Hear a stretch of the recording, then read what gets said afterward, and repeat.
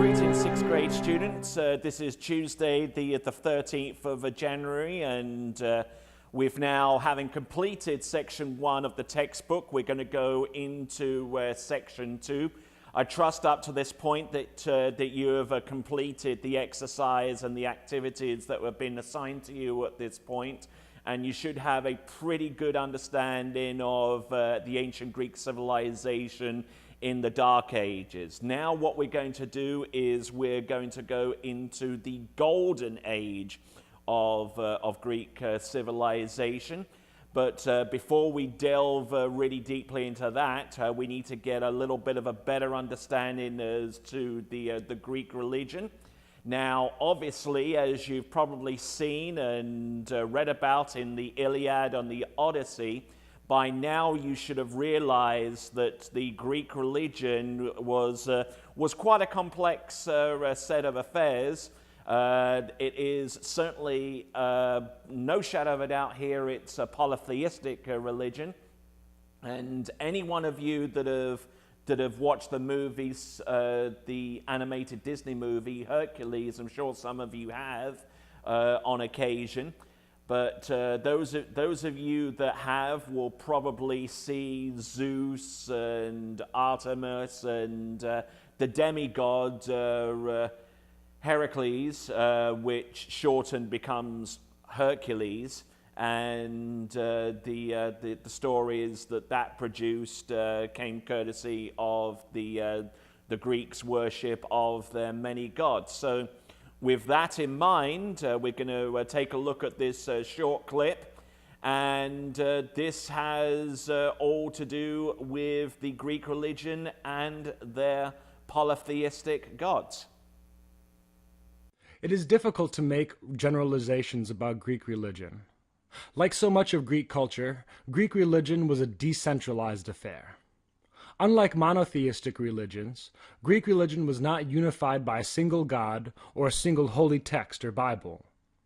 Though several Greek cults and priesthoods introduced holy texts, in a polytheistic culture, it would be inaccurate to assume that the beliefs of one group held true for all of Greece. The closest thing the Greeks had to a Bible are the Iliad and the Odyssey. Yet the Greeks did not enshrine these epics and other Homeric myths as divine revelation. Instead, they looked to these tales for inspiration, as they created myths and rituals suited to the specific needs of their communities. These myths and rituals, when taken as a whole, paint a varied picture of Greek religion. Some facets of Greek religion seem strange, as when the boys of Sparta were brutally beaten with flails during a rite of passage in which they tried to steal honey cakes from the shrine of Artemis. Other facets seem quite familiar. The Eleusinian notion of the afterlife as a place of peace and happiness sounds a lot like the Christian notion of heaven. Still other facets seem familiar, yet are different. The Athenian boule, what we would now call a congress, was considered a religious institution as much as a political one. Yet despite these differences, Greek religion was unified by a cast of characters: gods, heroes, and men. All Greeks agree on the general outlines and stories of these characters, but the specific details vary from city to city and Greek to Greek. These divergences in detail seem to serve two main purposes. The first is to lay claim to a god or hero. For example, at least 6 islands claim to be the birthplace of Zeus, and had their own unique myths and festivals to commemorate their special relationship to the god. Another reason Greek religion might diverge would be to explain or to legitimize customs. For example, the Athenians claim to have received their custom of trial by jury from the goddess Athena, who held the trial of the mythical hero Orestes in Athens, ending the cycle of vengeance and bloodshed which had destroyed the Mycenaean royal family. The Athenians believed this story. The Spartans, who had no such trial system and who held the Athenians in contempt, probably did not. Yet beneath these differences, the core of Greek religion remains the same. While Spartans and Athenians might disagree on how Orestes' story ends, they all agree on how it began. While half a dozen islands might claim to be the birthplace of Zeus, they all agree Zeus was nursed on an island. Our two main sources for this universal Greek mythology are Homer and Hesiod. Aside from the Iliad and the Odyssey, the Greeks attributed several hymns to the various deities to Homer. These hymns provide brief scenes from the lives of gods, from the birth of Hermes to Aphrodite's stormy love affair with Anchises. Beyond these, there seem to have been other, older myths floating around Greece. Around 800 BCE, the poet Hesiod attempted to wrap all these myths into a single coherent creation story. The result is Hesiod's Theogony. Between the hymns and epics of Homer and Hesiod's Theogony, we can construct a general outline of Greek mythology. Let us start at the beginning. The Greek gods are anthropomorphic, meaning that they take on the shapes and characteristics of men. As such, it is not surprising that Hesiod's account of the creation of the gods reads like a family tree, with new gods being born just as humans are. According to Hesiod, in the beginning there was chaos, a gaping nothingness. From this chaos was born the basic stuff of the universe. Through sex, the rest of the universe was created. The sea, the heavens, the earth, then mountains and rivers, then hills and streams, and so on. This is the first generation of the gods, the stuff of the universe. Thus the world was created, yet nothing was happening. Uranos, the heaven, lay upon Gaia, the earth. This was a static world. It was as if the stage was set, but the action had not yet begun. Pregnant with a dozen children, Gaia groaned in pain. Desperate for relief, she gave her son, Kronos, whose name means time, a sickle. Kronos cut off Uranos and threw it into the sea. From the foam was born Aphrodite, the goddess of love. Freed from their mother's womb, the Titans burst forth and took dominion of the world. This is the second generation of gods. Like Uranos and Gaia, the Titans aren't so much gods of things as the things themselves with a name. Where the last generation of gods were physical objects, the earth and the sky, the Titans were the forces of motion and change within the natural world. Kronos earned his name, time, by getting the universe rolling. Hyperion was the god of light, and fathered Selene, the moon, Helios, the sun, and Eos, the dawn. Memnosune was the goddess of memory, and gave birth to the 9 muses who inspire poets. Yet perhaps the most famous of the Titans was Prometheus, literally foresight, who would prove to be a great help to mankind. Yet all was not well among the Titans. A prophecy told Kronos that a son of his would one day overthrow him. Kronos responded by eating his children as soon as they were born. His wife, Rhea, understandably distraught at this situation, cried to her mother, Gaia. Gaia and Rhea conspired to hide the infant Zeus from Kronos. When Zeus was born, Rhea fed Kronos a rock wrapped in a blanket, and hid the infant Zeus on an island. Apparently Kronos is not that smart. Once Zeus was fully grown, he attacked and defeated his father. Kronos spat out Zeus's brothers and sisters, and the third generation of gods was born, the Olympians, named after their holy seat on Mount Olympus. Unlike the first 2 generations of gods, the Olympians are completely anthropomorphic. They are the gods of things, not the things themselves. It is the difference between worshipping the ocean and worshipping the master of the ocean. The Titans objected to the rule of these upstart Olympians and attempted to overthrow them. Yet they were betrayed by Prometheus, who told Zeus how to defeat his fellow Titans. The Titans were thrown down and chained deep below the netherworld in Tartaros. No longer free to do as it liked, nature had to bow to the will of the all-too-human Olympians.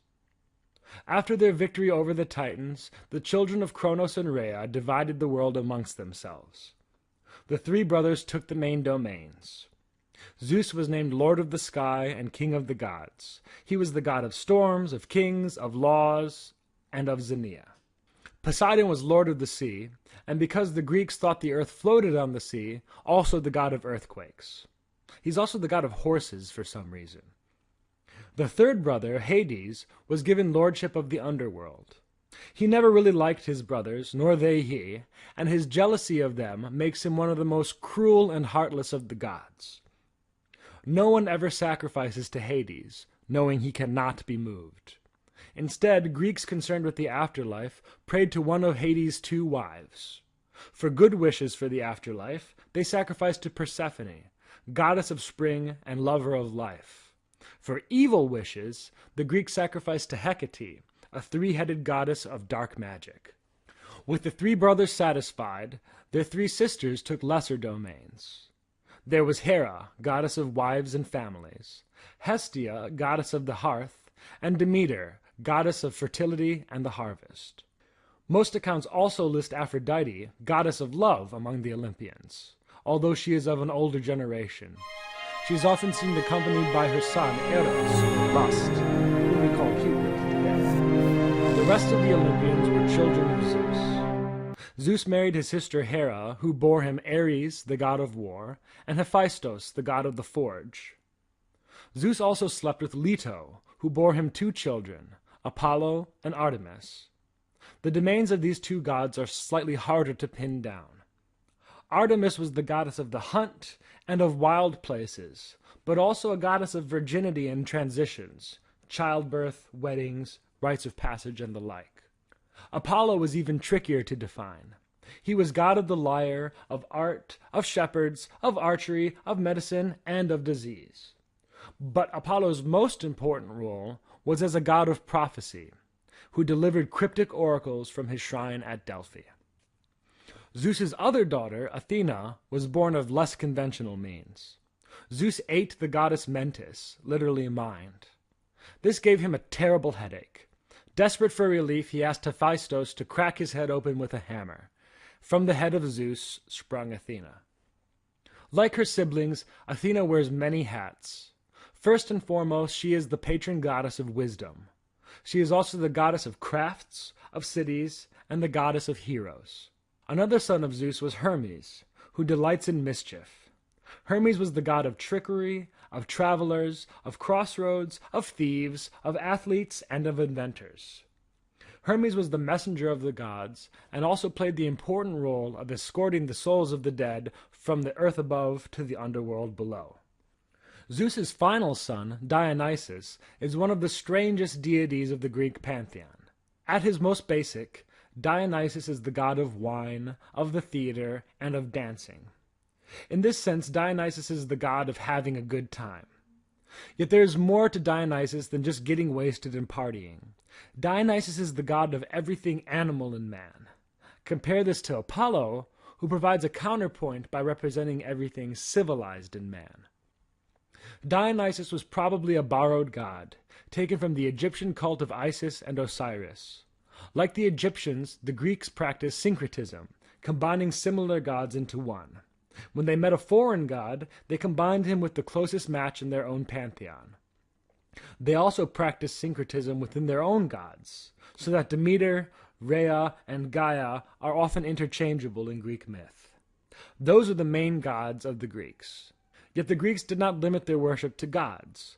They also worshipped heroes, who were almost inevitably demigods, the children of a mortal and an immortal. Each Greek hero exemplifies a virtue, which the Greeks call arete. This arete allows them to overcome some trial or pathos and prove themselves. Most of these heroes come from the Iliad and the Odyssey. Other heroes have myths all their own. Noble Theseus volunteered to be sacrificed to the Minotaur, only to kill the monster and free Athens from oppressive Minoan rule. Clever Perseus slew Medusa by showing her her own reflection. Talented Orpheus traveled to the underworld to recover his lost love. Beautiful Jason retrieved the golden fleece by wooing the sorceress Medea to his cause. Yet perhaps the most famous of these heroes is mighty Heracles. His story bears closer inspection. As a demigod, Heracles hopes for immortality. Yet as an illegitimate child of Zeus, he is hated by Zeus's wife, Hera. Hera makes Heracles go through a series of incredible trials to prove himself worthy to join the company of the gods. After passing through these tests, Heracles is rewarded. Instead of going to the underworld to suffer with everyone else, Heracles gets to go to a nice, wonderful place, where his every desire will be met. Thus, historically speaking, Heracles is the first person to go to heaven. It was not until much later that mere mortals, without any divine pedigree, could hope to go anywhere but the bleak underworld. This attitude towards the average man is typical of Greek gods. The gods care about their children and can be incredibly touchy about their particular domains. But for the most part, the gods could care less about human beings. Compare this to the Christian God, who knows and loves every one of us. To an ancient Greek, the thought of a god taking personal interest in you is more terrifying than comforting. The Greek gods, especially the Olympians, can be very cruel to humans, raping them, killing them, turning them into animals. Dionysus even arranged for a man to be ripped to shreds by his own mother. This hostile indifference characterizes most of Greek religion. Gods only help their own children out of love. The rest of us must bargain with the gods, offering gifts in exchange for their aid. This can best be seen in the final story of this lecture, that of Prometheus. Under the rule of Kronos, humanity had enjoyed a golden age. Though they knew nothing of farming, they fed off the earth's bounty, which was freely given, much like in the Garden of Eden. With the rise of the Olympians, life became much harder for mortals. The earth no longer produced fruit without labor. Human beings were about to starve when Prometheus came to their rescue. Prometheus was a friend to mortals, and so he taught them to farm and store food, and all the other crafts of civilization. Men rejoiced in their mastery of the world. The Olympians saw that man was getting too big for his britches, and so took fire away. Without fire, man was doomed. So Prometheus stole fire from the gods and gave it back to man. Enraged, the Olympians thought to wipe out humanity. Prometheus offered them an alternative. You let man use fire to cook his food, and man will give you a portion of the food he cooks.